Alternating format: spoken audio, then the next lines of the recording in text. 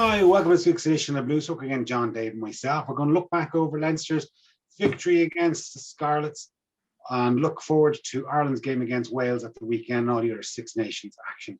So, lads, fairly comprehensive victory against the Scarlets, 52-25 over there, 7 tries, and the boys, the young lads really kind of shone. Yeah, I was a bit apprehensive about the possibility of what kind of a backline we could put out at the time, and I think we did keep it in the forwards a lot. In fairness, we scored a lot of tries off mauls, and we did a lot. But the guys we had did pretty well considering how deep we had to go in. Like we had we had a sub academy guy come on, and make a pretty good showing. For his debut. He's actually the son of a friend of mine, and it sort of dates me and makes me very old when a lad I know, Joe, his son is playing for Leinster. I kind of had to cut out all my grey hairs because of that. That's wait till it's your grandchildren, mate. I know, yeah, true enough. But yeah, I thought he looked really good. I saw him in the Ulster A game as well. He looks like he's ready to go. Just point him and give him a little bit of coaching and he'll be fine. Max O'Reilly scored a wonderful try with a beautiful step. Had a few shaky bits as well, in fairness to him, but it's his second game. Yeah, I was actually, I have to say, I was really impressed with Max O'Reilly because his first game didn't go well. That's true. And he came back and he put in a pretty good performance, I thought, for a young guy. Like, as you say, what is he, first year academy? For him to come, he showed great. Sorry, I was just going to say, in that game, he was in a back three with another debutant first year academy guy, Andrew Smith. So this time he had Dave Kearney. Yeah, I thought he showed great kind of strength of character, and he took his tries really, really well. So, it was good. I mean, Hawkshaw was brilliant. I thought he took his try magnificently well, ably assisted, it must be said, by JB Osborne. But I mean, that was the classic case of forwards win matches and backs decide by how much our pack pummeled them. Absolutely pummeled them. Yeah. Well, it was obviously in the plan, and a blind man could have told you that we're going to play in Wales against with a back line that is a little bit on the young side and inexperienced side. And the pack we had was pretty tasty considering how many were away with Ireland. So it didn't take like the back row alone was fairly impressive. Jack Conan and Josh Murphy and Dan Levy, like you'd send that out in Europe, and not feel bad about it. So to send it to a Pro 14 kind of refix game was pretty impressive. So we were always gonna keep it tight in the pack, and I think that had the effect of what we did was we did that cliche earning the right to go wide.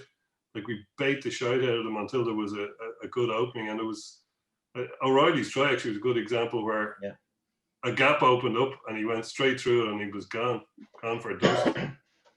But we didn't just throw stuff around. That's what happened, I think, in the Connacht match a bit. We were firing it around for the crack because we're at home and we're playing Connacht and we've never lost them in living memory. And it didn't go so well this time. But like I said, we had the experience of, we had 2 experienced guys in the back three all the same, despite the amount of it's the centres where we're really stuck with injury. So yeah, I was impressed and exasperated by Turner going off injured just after half time, and obviously, I mean, I'm sure Osborne was delighted to get his chance, but I wouldn't say he was expecting to play 35 minutes. No, and he really showed up well. And 13, as we all know, is a tough enough, especially in defence, tough enough position to play. Having said all of that, it does show how many injuries we do have. That Liam Turner is considered one of the experienced players. Yeah, another academy guy. But having said all that, the Scarlets were not up to a huge amount, considering they'd fellas like Johnny McNichol kicking about, and a guy who's not in good form, but is a fabulous rugby player.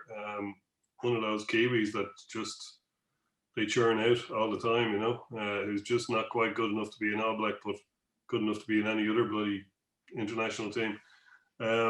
So like they did kind of have a good start. I mean, they were 10-7 up after 20. Yeah. You know, and like I was kind of thinking, God, this is a game we needed obviously to win. Hopefully with a bonus point just to keep us that little bit ahead of Ulster. And I was thinking after 20 minutes, I'm not so sure about this. After my hopes being dashed of Benetton beating Munster, which we'll get to, I thought this could be a disaster of a Saturday. But like fair play, Leinster just put it into third gear or fourth gear and motored on after those 20 minutes. Yeah, Leinster don't start well, or haven't anyway in recent games. And as you say, I mean, it was It was a 10-7 after 20 minutes, and then by 40 minutes, the bonus point was in the bag. Yeah. You know, it just shows you what they can do when they lift the pace. Yeah, I mean, Scarlets are one of those teams. Scarlets are one of the few teams who, you know, have the wherewithal within their backline to unpick Leinster.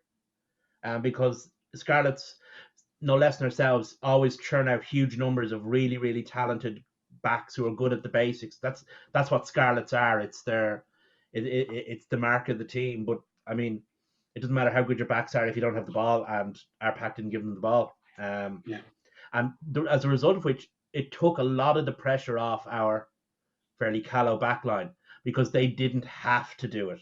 It was the trenches were being ploughed by the forwards, and it gave them time and space and, you know, a bit of breathing space as well. Yeah, like we conceded 3 tries, so you know it just goes to show that if the Scarlets had been a little bit more tighter in the pack, they could have caused us a bit of damage because, as you've mentioned, there was a lot of inexperienced lads in our back line who probably weren't up to speed with the systems and the defensive systems that they needed to have in place, and maybe even the physicality of playing at that level.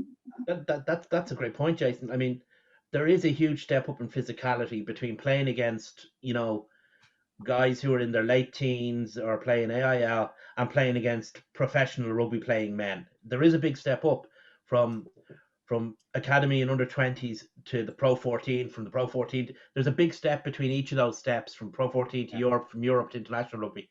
There is a step. So, I mean, if you have something like Strong Pack that can help ease you in, it makes a big difference. We saw, well, thankfully we saw Tadhg Furlong run onto the pitch for the first time in nearly a year, certainly over a year for Leinster, and just under a year since he played for Ireland in that game against England. I think, you know, it's a long time out, and he managed to put in a good shift. Like, he looked quite strong, and he made a couple of Bullock breaks, running into people. Yeah, but it was good to see him get 40 minutes, and I'm sure, like, I was surprised to see him running out. Like, he literally played 1 minute and 30 seconds of the second half, and I'd say Andy Farrell was trying to frantically dial Leo Cullen's number off the pitch. But it was great to see him back. And I think a couple of other notable, like Dan Levy just continues improving. I think he made something like 17 tackles and got another try. And Harry Byrne, I think, you know, we were disappointed that he didn't manage to get onto the pitch. I think it was against Northampton in that Heineken Cup match when he cried off. So I thought it was great to see him, you know, get a run. Like, he's going to get a run in the games now, and to see sort of to see really if he's worth all the hype. And certainly 15 points, I think, in the game. You know, he's not the finished article. Like, he's still only young, but I think he's definitely has a future, doesn't he? He's got all the toys. He's got all the skills. He's you know, he's the out half in waiting. If I know Sexton's ever getting another 2 years, which I'm sure we're going to discuss. And I know Joey Carberry is made of a chocolate and glass combination. That seems to see him on the injury table a lot. But, you know, barring those two, I don't see who else is ahead of Harry Byrne for Ireland. You know, certainly within a season. Yeah. By this time next season, I don't see the next Six Nations. I don't see who else is going to be ahead of Harry Byrne. Are, sure, No? are we not bringing him on the Lions tour at this stage already? You know, some of the hype has been a bit overwrought. I certainly think he's next cab on the rank. I think at the end of, as you say, at the end of he may have, for Leinster, he may have surpassed his brother.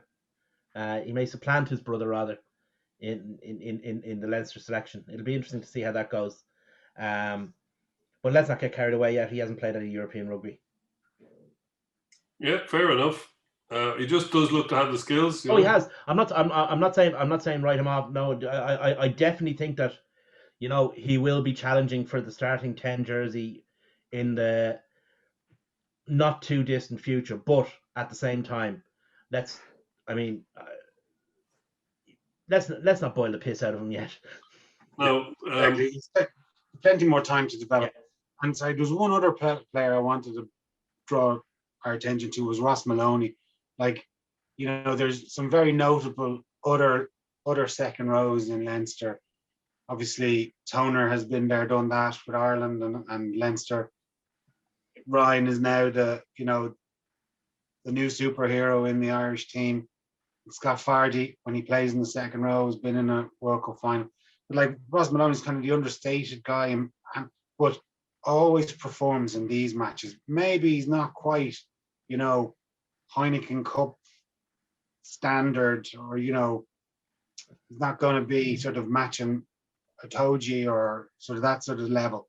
But when you need a guy to put in a big shift and win ball, like he's done it, you know, when that could have been a real banana skin of a fixture over in Clonettley, and like he really stood up in the game, I thought, on Saturday night.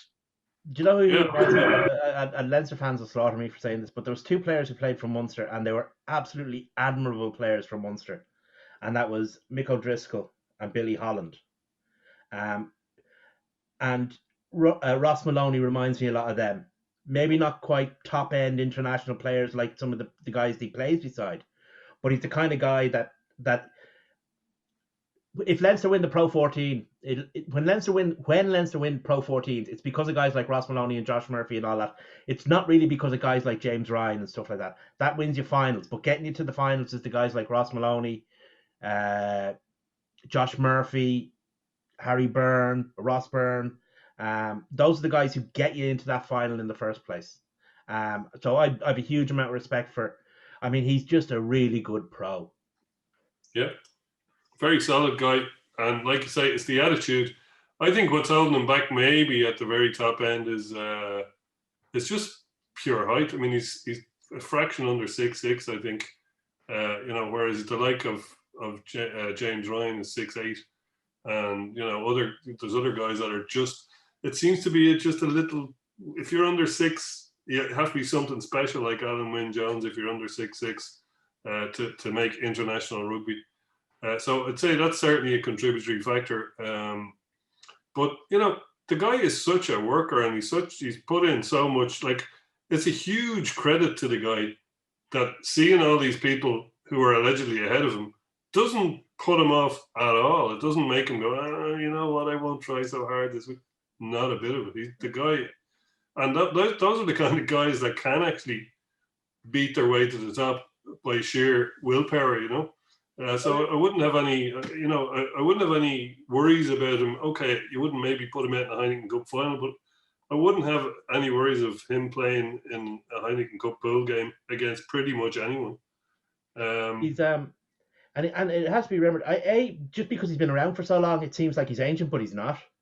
No, he's only 26, 27, yeah. isn't he? And he's in a position where, which worldwide, not just like in Ireland, but worldwide, does seem to, the players who play there seem to have a certain amount of longevity, provided they don't get, anything serious.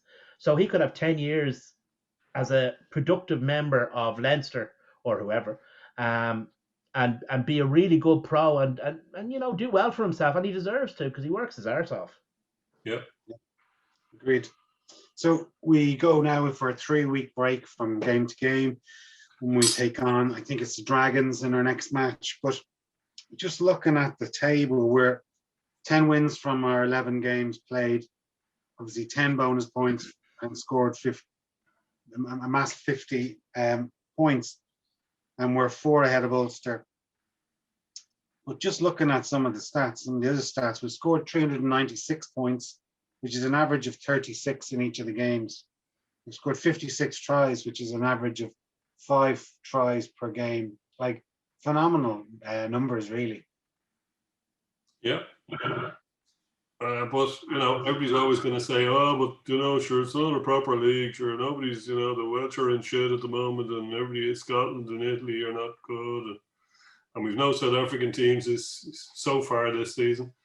My money's saying we're not going to. This Rainbow Cup is a bit of a rainbow unicorn. But anyway, it's still an impressive feat. Like, because Ulster are doing pretty well as well. They've only lost to us. We've only lost to Connacht. Munster have only lost to us, as far as I know. Munster have only lost to one game, haven't they? Yeah. So, you know, 2 games beaten by Ulster. Oh, Ulster as well. Yeah, sorry, excuse me. So, you know, it looks like they have the easier conference. Although maybe when the Scarlets were being swapped around and all this kind of stuff, it didn't look like it might be quite so easy. But it seems to be the easier of the two, just on what's happening this season. But yeah, it's a good position to be in. We've Ulster on the 6th of March. I think it's the second or third last game, I think it is, of the league. So that looks like the decider, unless one of us slips up beforehand. You know, it's going to be a good one to look forward to in the middle. I think it's the second break weekend in the Six Nations. So yeah, it'll be interesting to see what happens when we get that far. Yeah.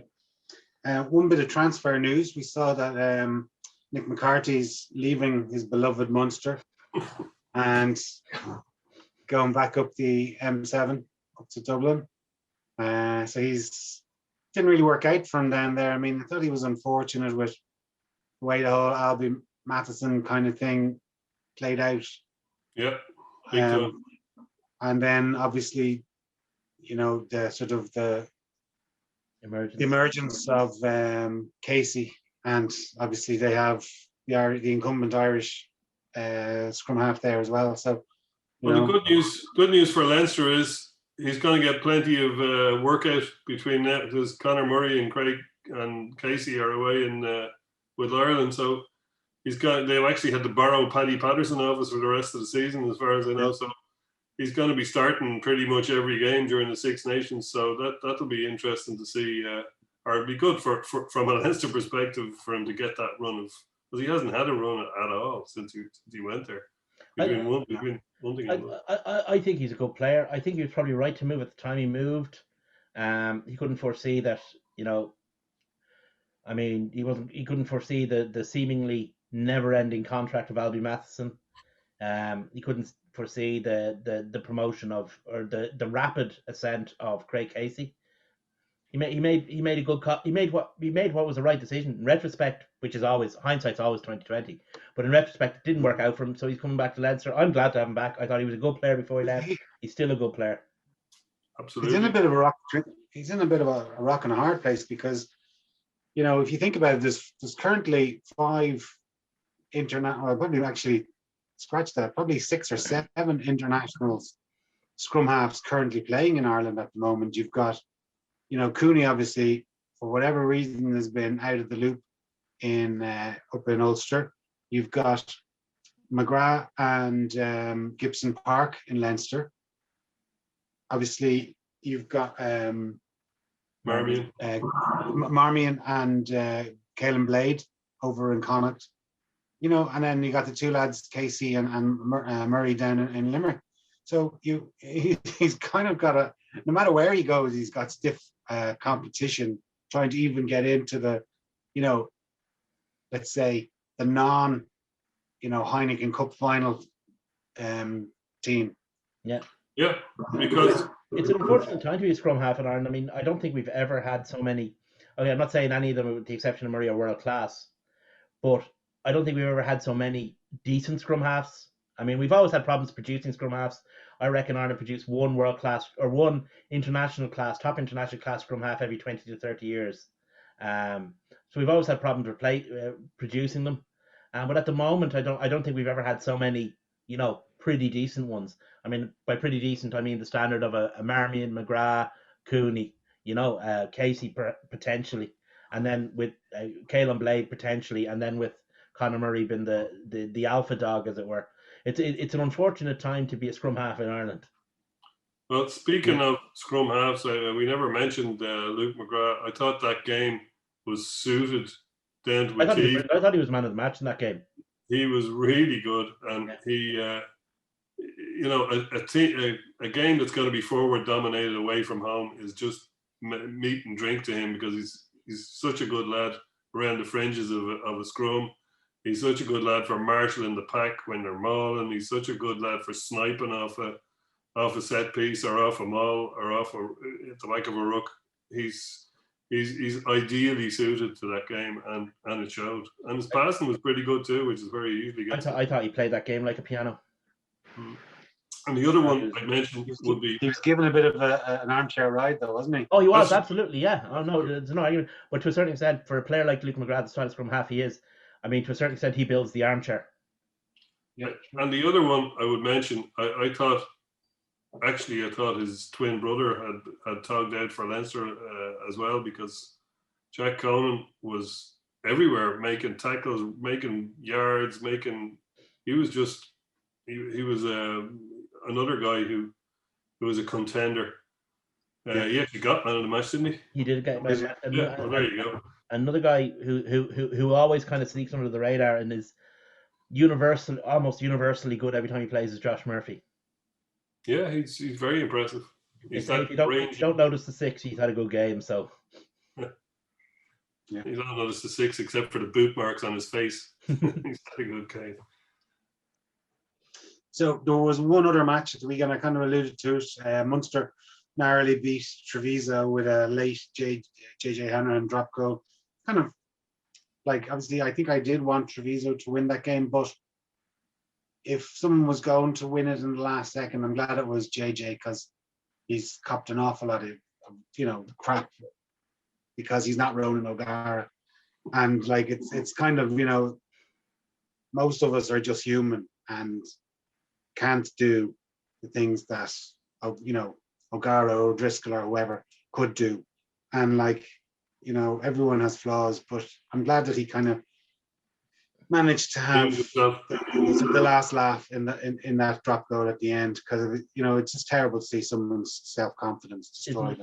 Isn't it a classic element of sport, though, that kind of redemption thing from zero to hero in the space of one drop goal? I mean, he went from double Jesus to double Divil, and now he's back to at least one Jesus again. Well, you have to say he knew he was taking that drop goal. I mean, you could see him positioning himself, and he had the confidence to. Do you remember when we played Toulon? You could not find someone capable of taking a drop goal with GPS that time. Madigan didn't want to know. Gopperth didn't want to know. None of them were interested. He was taking that drop goal. He dropped back into the pocket. He called it, and he knocked it over. And you've got to admire his chutzpah. Yeah, I agree. It was good to see him do it. Normally, as you know, I would support any Irish province, even Munster, over foreign opposition, especially Cardiff. But in this case, I just had, sometimes you sit down to watch a game and you think you're supporting one team, and after your first few minutes, you switch to this. Well, intellectually I was supporting Munster, but I discovered that I wasn't after about 20 minutes, and just because Treviso have been having a bad run, B, they're the underdog, and C, they played really well. In fairness to them, I mean, they really did. They came from a position you didn't expect them to come back from. They came back from it, and then obviously it took a kind of a season-defining moment to beat them. You got to give them credit for that. I mean, they do have 5 losing bonus points.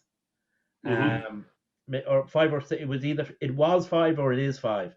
So I mean, they might have lost all their games, but they've been there or thereabouts. And they are a team that loses a lot of players. Yeah, as many as us. Yeah. Yeah. But like, I just, even from the kickoff, the ball bounced and it reminded me of that Wasps Toulouse Heineken Cup final. You know, the ball kind of bouncing over the line and Yeah. Rob Howley scoring. But, you know, I think it was Sweetenham got in, was it, that scored that try? Yeah. And, you know, like they were 12-0 down after 10 minutes. And I thought, Jesus, they're brutal. And then they came back. And then, you know, but like the thing was that Munster, they got into that 12-0 lead.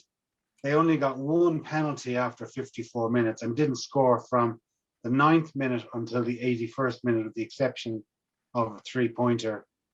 You know, and that's the second game. They did against Leinster as well. Like, you can't go, you know, whatever, They do that a lot. 75% of the game without scoring. They do that a lot. They go through huge periods of time in games without scoring. They don't. They're not. They seem to be kind of like they score in streaks. Against Clermont, it was the same. I mean, they went a long time without troubling the scorers, and then just went buck ape mental. You've got to build yourself into games, or build your way through games. Munster don't do that. Now, whether that's because, you know, there's new coaching staff there or whatever, and they haven't got the message across, and guys are still learning, I don't know. But for whatever reason, they don't manage games well. Yeah, like it's going to catch up with them. You know, I think Gordon Darcy said in the post-match, it's papering over, you know, while I suppose there'll be plays written about the drop goal.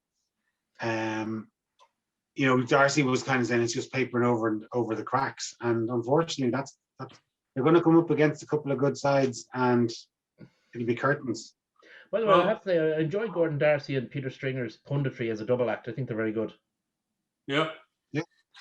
I'm sure you remember back, I was pretty sure it was 2011, where Leinster had to do the same thing and beat Treviso by a drop goal. It was Devin Toner caught a pan back, I think, or caught a restart, and Sexton got a drop goal from quite far out just to do the same thing. It was a pre-planned play. It was a, if you like, an onside kick, or the rugby version of an onside kick. Just landed on the 10. Toner got the ball back to Sexton, 2 phases, and then bang over. That was so. I mean, Munster did that without the kind of if you like, the plan. Well, obviously the plan was to get the drop goal, but they did it without, you know, having that kind of set piece involved. So I mean, I'm immensely impressed with Hanrahan for the way he finished that, because it would have been easy for him to shank him. And to a certain extent, it was at the end of a match. It was a long way out, and he hasn't had the greatest season. Nobody would have blamed him if he'd missed it or hadn't even gone for it. But he stood up there like a man, and took it. Yeah, fair play to him. So that leaves Munster now. They're top of their league. I think they're 15 points ahead of Connacht. Connacht have. I think the Connacht have to do it again. There's 3 Munster players I've praised in the last. It's lockdown day, isn't it? Yeah. It's getting to you. I must be drunk. Yeah. So look, you know, it looks like both tables, 2 Irish teams in first and second position in both tables, which is good to see. And we will come to that now when we talk about the Ireland-Wales game. Obviously, we beat them last year, 32-9, and we also beat them we beat them 24-14 in the Six Nations, and we beat them 32-9 in the Autumn International. So, you know, they're going through a transition phase like ourselves. So they have a new coach like ourselves. So lots of similarities. Yeah. People are saying they're in a state of chassis, and, you know, yes, they are, as are we a little bit. But let's not forget that Joe Schmidt, as far as I know, never won a Six Nations game in Cardiff. So it's not like it's a piece of piss here. It could be even the last time we won in Cardiff was the Grand Slam. If not, it was a year or two after, because we haven't won. Certainly haven't won under Joe Schmidt. So going over to Wales with a bit of an attitude is a quick way to, no matter how shite Wales are playing, it's a quick way to get a manners put on you. So I'm sure the team won't be going over there with that attitude, but I think a lot of the fans and some of the pundits have the attitude that we just need to show up and we're going to kick the shite out of them. I wouldn't be so sure. I'd say we're probably favourites, but it could all go pear-shaped on Sunday. It is Sunday, isn't it? They could all go pear-shaped on Sunday very, very quickly if we don't, we're not in the right frame of mind. So, yeah, it's funny you should say that. Would you say, like, I was surprised, right? And I just had a look over. Since the year 2000, we played them 21 times in the Six Nations. And you know what? How many matches we've won compared to them? We have won 13 times, they've won 7, and there was 1 draw. That's just surprised me that there was, almost twice as many victories for us than them. We also played them a couple of times in, say, significant matches. Obviously, the World Cup quarterfinal being one that they won. The other kind of significant one was the Autumn Internationals from last year. But I mean, there weren't kind of friendlies. There was actually, and then even when we played them in pre-World Cup friendlies, we won 4 of those 5 matches that we've played as friendlies. So like our record against them stacks up undoubtedly better. You can say that Joe Schmidt didn't win in Cardiff. You're right, he didn't.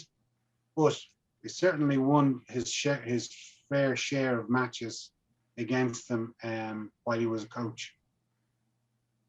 That's undoubtedly true, but there's a couple of things. One, Andy Farrell doesn't appear to be Joe Schmidt. No. Having said that, Wayne Pivac doesn't appear to be Warren Gatland. Well, he has beaten them twice. He's unbeaten in the 2 matches he's played. No, that is true. I mean, you always have to be careful going over to Wales and looking at Wales in terms of how their players are playing for their clubs, because Wales, more than any other international team, certainly in the Northern Hemisphere, are more like a club team than an international team. Their players always seem to outperform their club performances for their national team more consistently than any other country does. I mean, you look at the Welsh regions over the last, we'd say, 4 years. They're rubbish. And then you look at Wales in the World Cup, and they're considerably better than us. So a lot of that was Gatland, though. Gatland to get them into the. Well, Gatland certainly was a superb coach and a superb organizer of coaching as well. Possibly even more than he was a coach himself. He was a brilliant creator of a college of coaches, if you like. He had the right guys doing the right jobs at the right time. But Gatland is gone now. Pivac is I don't think anyone would question that as a coach. Pivac would be a better coach, Maria, than Gatland on the pitch. But whether he can run an international team, it's a very different demand running an international team than running a club side. You have things you have to do in international rugby that you don't have to do in club rugby. Vice versa, if you have a problem in international, like if your winger goes off to a gender reveal party and rules himself out for 2 matches, at a club you can just sign someone. You can't do that in international. You're stuck with what you have. So people who aren't Americans actually have those things these days. Yes, apparently they do. Oh shit! Madness. But anyway, so they're different demands. But I would be very wary of judging the Welsh national team on the provinces of the Welsh, on the performance of the players for the Welsh province, for the Welsh regions, because they're very different things, and there's a very different attitude in Club Wales as there is in Club Llanelli or Ospreys or Dragons. But having said that, on a player-by-player basis, on the way our players are performing at the moment, you'd be very disappointed if Ireland don't win this game. That's not to say that Wales are no hopers or the rubbish or anything like that. I wouldn't go along with that. Certain pundits during the week kind of made holy shows of themselves by just being Egypts. But again, but you have to be respectful of the opposition. But a cold analysis of the teams would suggest that Ireland would be favourites. But it's international rugby. It's Ireland versus Wales, and it's in Wales. So, there's an awful lot of levelers there as well. Just going back to your point about the, sort of say the results of the different provinces, right? So I just looked at the tables of the Pro 14 this year. So obviously the four Irish teams are both lying first and second in each respective conference. The Irish clubs have played a total of 43 matches, winning 34. So that's 79% win rate. The Welsh clubs have played 44 games and won 20, just winning 45%. Now, there's obviously lots of derbies in there, but my point is that the Welsh clubs are third and fourth in one conference and third and fifth in another, significantly off the pace. Like, they're not going to get near first place in either pool so that they're significantly off. Going back to, you mentioned about, the Welsh team seem to be able to unite together to put sort of Club Wales ahead of anything else. And I heard Bernard Jackman make a similar point today. And he said, obviously he's got experience from being a coach over there, was that because they don't really buy into the provincial thing, they haven't really been successful. So they don't play too often in semi-finals of Heineken Cups or finals of Pro 14s. And he said, so therefore they actually don't go to the well that frequently. And they can come in just entirely focused on the Six Nations, rather than in the back of their mind, like if it was a regular season and no COVID, both Leinster and Munster and possibly Ulster are thinking, we've got a Heineken Cup quarter final. Leinster probably thinking Heineken Cup quarter final. We're leading our conference in the Pro 14. We've got all these games that they also have to be, cognitive of. Whereas the Welsh clubs are out of it by this stage of the season. All they have to focus on is the Six Nations. Nothing else will distract them. You look at it over the last, we'll say, just for the sake of argument, 22 years, just to stretch a point. Ireland have won, 1, 3, 7 European Cups, 8 if you include the Donkey Derby, right? Wales have 2 Challenge Cups in that period of time. On the other hand, Warren Gatland has more Grand Slams than Ireland. So that kind of shows you how things have panned out, and to a certain extent, that's we're in a not similar situation now. But like we won, like say we have, Wales kind of can oscillate. They can win a Grand Slam one year, and got finished bottom. Like they won the Grand Slam I think it was 2 seasons ago. Yeah. They got to the semi-final of the World Cup, and they were 5th last season. Yeah. Scotland beat them, to push them into 5th. So, they seem to oscillate. I would say Ireland would probably average somewhere between 2nd and 3rd over the last 20 years. I couldn't tell you how many championships they won. They've certainly won 2 Grand Slams, which was, we've only won 3, and we've won 2 of them in the last 12 years. Wales either win a Grand Slam or end up in a bum fight with Italy for the bottom position. That's just how it is. But they win an awful lot of those Grand Slams. They win. So, it's and the thing is that Wales are better coached than their regions generally. Or have been over that period of time. Wales have been better coached than the regions, with the exception of a couple of years. And this, I don't think this year is one, or it remains to be seen. At least 3 of the Irish provinces are better coached than the national team, I think. Now, it has to be said that the national team coach is only in there, a year and a half, so he has inexperience. He has to build up his own style of play, his own set of experiences. He's taken over a bunch of players who spent maybe 10 years being coached by the previous guy. So he has to, he deserves time. I'm not saying, it's time to get out the door, but I'm just pointing out the fact that at this point in time, if you said at Christmas and you look back at the last 12 months, you would definitely say that at least 3 of the Irish provinces were better coached than the national team. Hard to compare, in fairness. Oh no, I mean, to a certain extent, you're comparing apples and oranges, and I agree with that. But we have to move on from where we were last year. Last year, we we mixed the mediocre with the okay. You know, I'd want to see a bit more this year. I want to see some development of our play because we seem to be last year we didn't seem to develop the game at all, the Irish game at all. And other teams moved on. France moved on. England moved on. We didn't.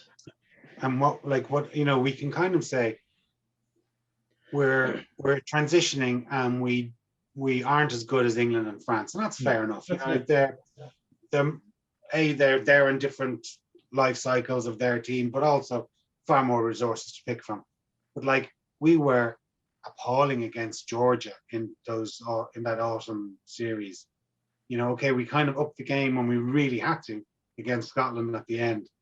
But we should have, Georgia, we probably made Georgia look much better than they were. And, I thought if they had a little bit more ball, they might have actually won that game. No, that's a valid point. We do seem to in the last year have the ability to let teams drag us down to their level. Because I mean, there's a good team in there, and there's inexperienced at this level coaches involved, so you have to give them a bit of breathing room.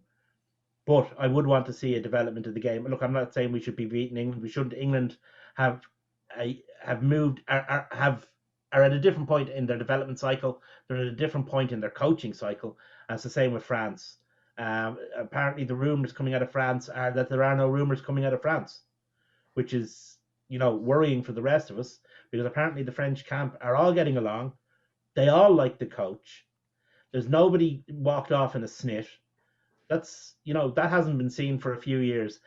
That hasn't been seen since the last time France were dominant. Yeah, but it's France have been shit for the whole of the last decade, though. Pretty much. They've been around one another for the whole of the last decade. By their own high standards, they've been absolute dog shit for a decade. Like they beat the All Blacks, I think, in 2009. They obviously we won a Grand Slam. I can't remember how they did in 2010, but they usually win the year after Alliance Tour.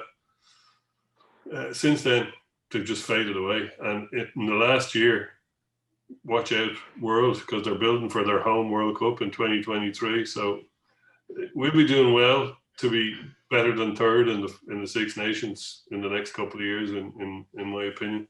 I'd say there's regular lorry loads of cash been driven up to the door of the FFO for development reasons, because obviously they want a strong France team going into that World Cup, much like they did actually with the French football team in '98. I mean, there was no expense spared to making sure that team was ready for the World Cup, and it'll be the same for the French soccer, for the French rugby team. Sure.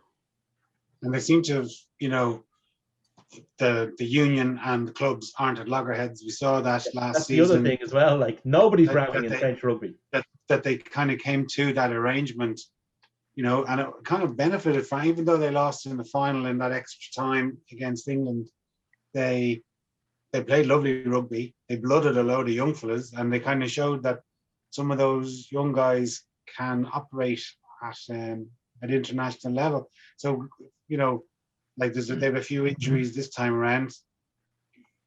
Everyone is kind of talking about what's your man's name, the French centre that's injured. Vakatawa. Yeah, but they probably have brought in somebody young, in those in the autumn internationals when they could rotate, or they were told to rotate their players. So they're not going to come in completely new. They're going to be after having a couple of caps under their belt. I mean, 12 months ago, the absence of Ntamack would have been considered a disaster for France.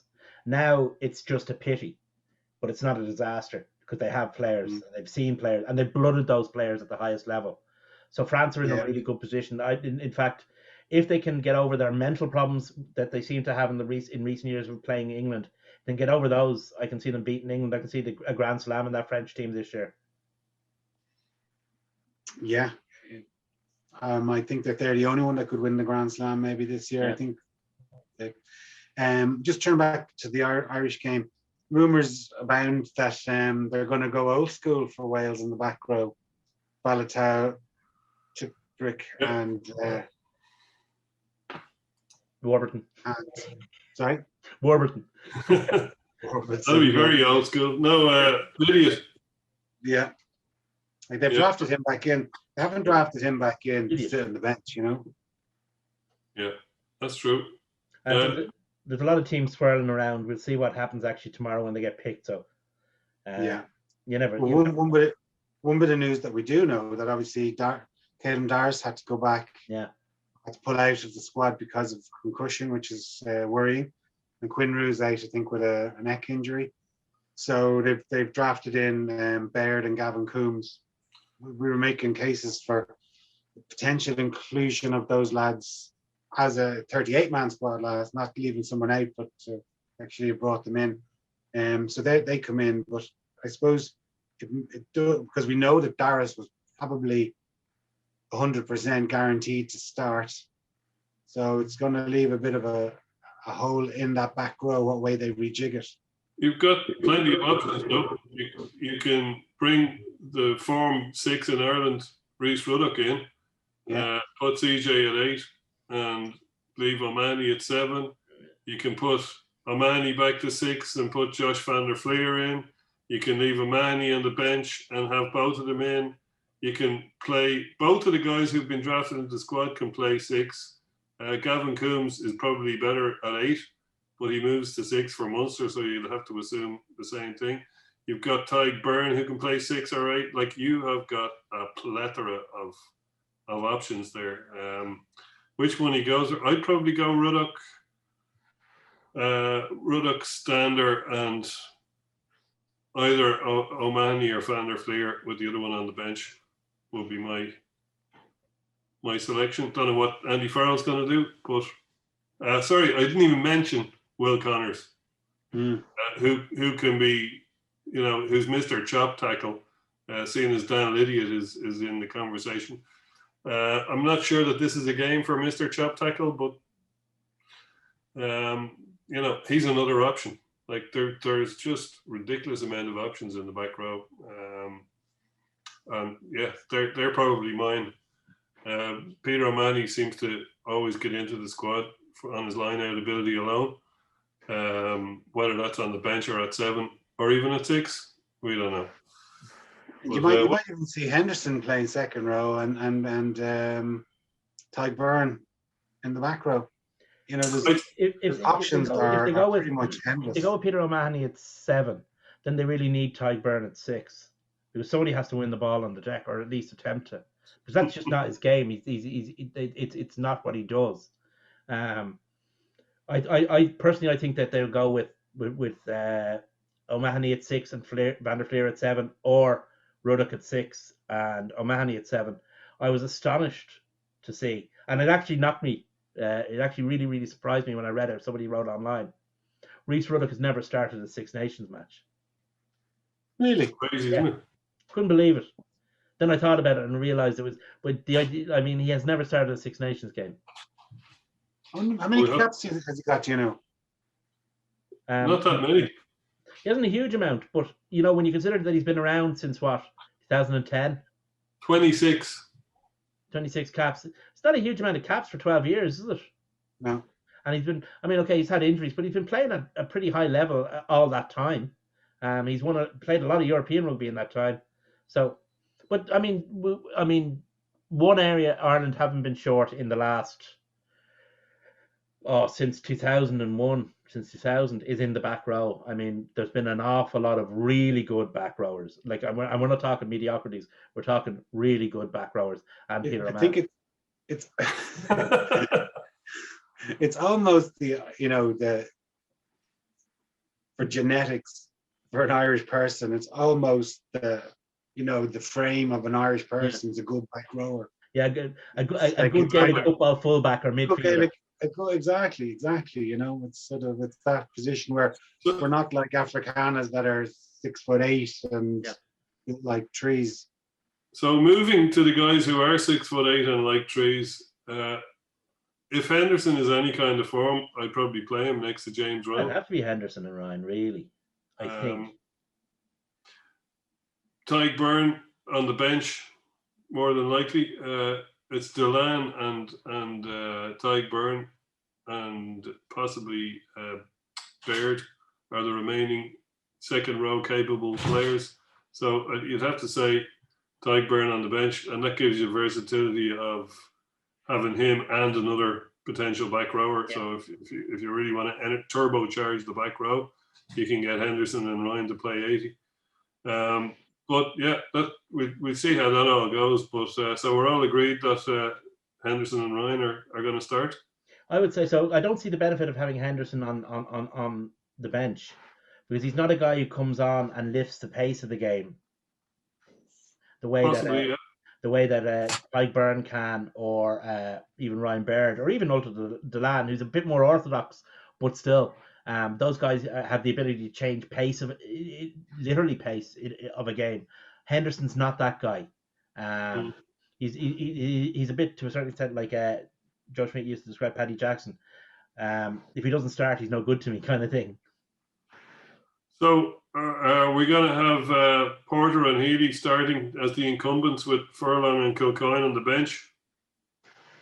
I can't see how they can start Furlong after 40 minutes in 1 year. No. Unless we haven't seen him this week, Jay, so he could be pulling up trees in training. So sure, yeah. He was pulling up trees on the field, in fairness. The other thing to take into account is Wales are probably going to be starting Thomas Francis, who has had the Indian sign on Cian Healy. I mean, he does play very well against Cian Healy. If you think back to Leinster's performances anytime we played Exeter, when the two of them have been up against one another, and it hasn't. I mean, there was a period. Do you remember we were pummeling Exeter on their line? Their prop got sin binned. Thomas Francis came on and turned Cian Healy inside out. He's a really good scrummager whose style of scrummaging is almost directly inimical to Healy's style of scrummaging. So that might be something to worry about. They might be looking at Kilcoyne to start and then bring Healy on a la Montpellier. Kilcoyne's had so little rugby as well. I mean, as you say, they could be playing brilliantly in training, and hopefully they are. That's another issue. Because Kilcoyne is, I mean, 4 or 5 years ago, if you'd said Kilcoyne, it would have been, but he's really come on in the last couple of years through his own hard work, it has to be said, to where he could be challenging Cian Healy. I mean, he's completely leapfrogged Jack McGrath. He's always been great in the loose. He's always been great in the loose. Dave Kilcoyne's always been a great carrier. He's always had a lot of things to recommend him there, and therefore a great impact. So, however, his perpendicular scrummaging has been called into question on many occasions, but he seems to have nailed that down, whatever he's done. Because I've been at games live watching him, and you literally, if you were sitting parallel to where the scrum was, you'd see his arse every time. Like, he just seemed to. Yeah, but 50% of the time, he would get the penalty in his favour. Yeah, he's good at it. Do you know what I mean? It is kind of a tactic, and the referees don't know what they're doing. They just blow up and. The two areas where Kilcoyne was weak were in the scrum and without the ball. When his team didn't have the ball, his concentration wasn't the greatest. And in the last 3 or 4 years, he's completely fixed that. Yeah. So he's good, but that's him and Healy are the two loosehead props. They're not going to put Andrew Porter back to loosehead. No. Certainly not. I don't think ever, but certainly not in the middle of a campaign. And sorry, I was going to say I couldn't agree more with you. And like we saw what happens when you play a prop out of position. We've seen it twice now in the last 10 years for Ireland. One was when they brought Tom Court on and played him on the tight head. Didn't work. And we saw it there against Georgia when Finlay Bealham, was playing loose head. It's probably ruined his international career. Yeah, I mean, Porter has a lot of experience at the loose head because he only switched to tight head maybe 4 or 5 years ago. But he is a tight head now, and the game has changed, and the technical requirements of scrummaging have changed. He's just not a tight head or loose head anymore. Sorry, his experience is probably only under 20s rugby and schools rugby. No, that's it's a little bit since he kind of came into Leinster, they said, "No, we're swapping you over to the tight head," and that's it. Yeah, it happened early on in his career, all right. And it's not as if there's a shortage of loose heads outside the squad. there's a lot of good loose heads knocking around the place. So I don't ever see Porter ever switching back. Also, that Tom Court thing you mentioned, that was the last season, as far as I can remember, where you had 22-man squads, where you needed a guy who could play both sides. Yeah. And fellas got their place on the bench because they could play both sides. That's gone now. You're going to have 2 loose heads and you're going to have 2 tight heads in every 23. So, in fact, you have to. It's mandated. So, it's not such a big thing anymore. Like, it's one of those things that you do in an emergency. But generally, it's not something you're going to be doing. So I despise the terminology that Eddie Jones uses. The reality is, you don't pick starters and bench guys, or you don't pick starters and substitutes in the front row. You pick 4 front rows to play the match, or indeed 6, but certainly in props, you pick 4 props who are going to play the match. That's how it goes. Unless there's an injury, you're not going to be. I wouldn't be surprised if whoever starts is gone after 50 anyway. So, do we think that Rob Herring has the Indian sign over Ronan Kelleher, the incumbent spot with Kelleher on the bench? The difference between I think so, yeah. The difference between them is at least I think they're going to go. Sancho knows where the cow's arse is. Well, I think there's so much pressure. Well, on both coaching tickets, but particularly, say from an Irish point of view, they need this win. Like if they lose this game, they've got France the following week. You know, France are probably the best, as we mentioned earlier, the best French team in 10 years. You could be looking down the barrel of going into the break after 2 defeats. They have to win this game. It's vital. Absolutely. So I think they're going to go kind of conservative, and therefore I just think they're going to go for Herring because he's, you know, been there, done that for the last 10 years or 8 years, whatever it is. He's been playing in Ulster. Leads me on neatly to... At the other side, just add to Jason's point, at the end of the day, it's the Six Nations. You win every Six Nations match by 1 point, you win a Grand Slam, which is the greatest prize in world rugby. You know? There's style points, meh. Leads me on neatly to the obvious conservative selection at halfback, where you've got Murray and Sexton. Nothing is going to challenge that, surely. Gibson, Park, and Burns being on the bench, most likely. Where there is possibly a discussion to be had is in the centre. I'd be going with Henshaw, Henrose, and Ringshaw, but you could easily put Bundyaki into that mix. But the back 3 is somewhere where you definitely could have a discussion. I'd be going all Leinster with Lowe if he's fit, Larmour and Keenan. But there's a case to be made for Keith Earls. There's a case to be made for Andrew Conway. You know, I don't know if there's a case to be made for Keith Earls. There's certainly a case to be made for Andrew Conway. Keith Earls hasn't been playing well in the last while. Conway has at least been playing well for Ireland. But I agree Conway hasn't played in 5 or 6 weeks. No. There was but he has I don't want a green shirt. Oh, agreed. And he was probably should have played in. I know it's nearly a year and a half ago, but probably should have played more in Japan than he did, because he was himself and Larmour were the 2 form guys, and they didn't seem to make the starting 15. But like he hasn't played in 5 or 6 weeks for inverted commas personal reasons. I don't want to delve into it because obviously they are personal reasons, but like he can't be that match fit if he hasn't been pulling a jersey on. So, you know, I would have concerns. Well, the elephant in the room, of course, is that the form winger in Ireland, bar none, isn't in the squad. Mm-hmm. For reasons that are beyond my understanding.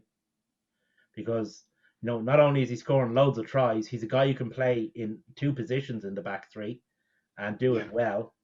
But, you know. And isn't a new capper, so therefore has plenty of experience. Probably has 20 caps, I don't know many, but, you know, he doesn't need to be held. His hand doesn't need to be held. No, it's a very strange selection. But, you know, we are where we are. So, yeah, I mean, James Lowe hasn't played for a couple of weeks either. few Well, months. I think that might stand against him, though, John. Yeah. You The only guy who I would suggest is clearly going to be selected and possibly clearly deserves it is Keenan. Yeah. At Larmour didn't have the 15 this greatest. time. Pardon? He's never started at 15 for Ireland. No, but I think he That's not. should. I mean, Larmour didn't have the greatest of days against Munster. Lowe hasn't played. Earls isn't playing well. Conway hasn't played. You know, you find yourself in a bit of a sticky wicket then. I have to agree with you, and just in case there's any person who is mad enough to watch this program and doesn't realise who you're talking about, which there can't really be, but just in case, Dave Kearney was the man you were alluding to but never mentioned. I think Don't say his name, John. You're not allowed to say his name. he should definitely be in there. Given the fact that we've just gone through all the players there. Larmour not in amazing form. Lowe hasn't played since the autumn internationals, so it's not just a few weeks; it's a few months. Earls not in amazing form. Conway not playing regularly. That's all the wingers. Like Shane Daly is arguably a full back. Everybody else is a centre. Yeah. There is no one else in the squad. So why is Dave Kearney not in there? Why have they got why is Stuart McCluskey there and Dave Kearney isn't? Like, does he make really nice tea? What is it? Don't want to shit on the guy. He's a very good player for Ulster and he does a great job there. But he's never had a run in the first team much for Ireland. And it looks like at this stage of his career he probably won't. He's a there or thereabouts kind of guy. But there are clearly 4 centres ahead of him by a distance, and I'm sure he's a great guy to have about the place for repping and for all of that. But is he going to trouble the first team? And would it not be better to have Mr. Kearney in the squad ahead of him? Rant over. I mean, going back to centres, actually, it's very interesting because you have a situation where obviously the presumptive favourites, if you like, for the position are Henshaw and Ringrose. Personally, I don't care who else plays as long as Henshaw does, and I don't care where Henshaw plays as long as it's 12 or 13. So what I'm saying there is seems to be the form back, doesn't he? Huh? I would say, well, himself and Keenan are probably the form backs. Yeah. Now it has to be said that Aki only made his comeback last week, so he hasn't played a huge amount of rugby. So that would, but you can play Henshaw with anyone. Henshaw is he's a bit like water. He's the universal catalyst. Everyone looks better beside Robbie Henshaw. Well, I just love Gary Ringrose as a player. I think he's so much more creative than putting Henshaw and Aki out there in either combination. Not that they're not both great players and yada yada yada, but I just think it's a bit like you were saying about Munster last week with Farrell and De Allende. It's 2 bludgeons when you need a rapier on a bludgeon. My belief is it doesn't matter to a certain extent whether you play Ringrose and Henshaw, Aki and Henshaw and Aki, whichever way. I don't think that the outside centre is going to be doing any passing whatsoever, unless if he can help it. Well, we'll see. I just don't think so. We'll see. I think the job of the backs is to help the forwards get the ball up to the 5 and then settle in, lads, for 40 phases. Well, we'll see. I think you're right. Lads, before we run out of time, just want to quickly look at the other 2 games very briefly. We kind of spoke about France. Italy haven't won in 27 games. Like they're 28. They're due one, but was that? They'll be 28 on Monday. I think so. Yeah, I was going to say they're due one, but not. I don't think it's going to be in this round. The other game, it's the 150th Calcutta Cup match. Wow. Owen Farrell's picked at 10. George Ford is not selected. I was looking at the Scottish team. 5 of their backs, of the 7 backs, are playing their rugby outside of Scotland. And I was kind of thinking, that is such a shame that those lads are, they're good, talented players are leaving. Obviously, there's one, Redpath is, he hasn't played in Scotland. He plays for Bath, but the rest of them have all emigrated out of Scotland. And ultimately out of the Pro 14, which is the league that our teams play in. And, I just think it's a shame. I think it's a shame for the Pro 14, but it's not unusual for Scotland. No, I know that, but but it is a disappointment. They should be trying to have their players playing in their country. Yeah, and I think they have. Problem with Scotland is they only have 2 teams. Yeah, but they should try and get. Yeah. Instead of they're selling, like, their 2 clubs they bring through exciting players like Hogg or Russell, and they kind of get to a point and they feel they have to leave. And I just think, it's a debate for another day, but I just think it's sad that they feel that they need to go to Paris or to Exeter to, I'd like Scotland to have a third province, maybe based in Aberdeen or something like that. And that would allow the development of players, and it would mean that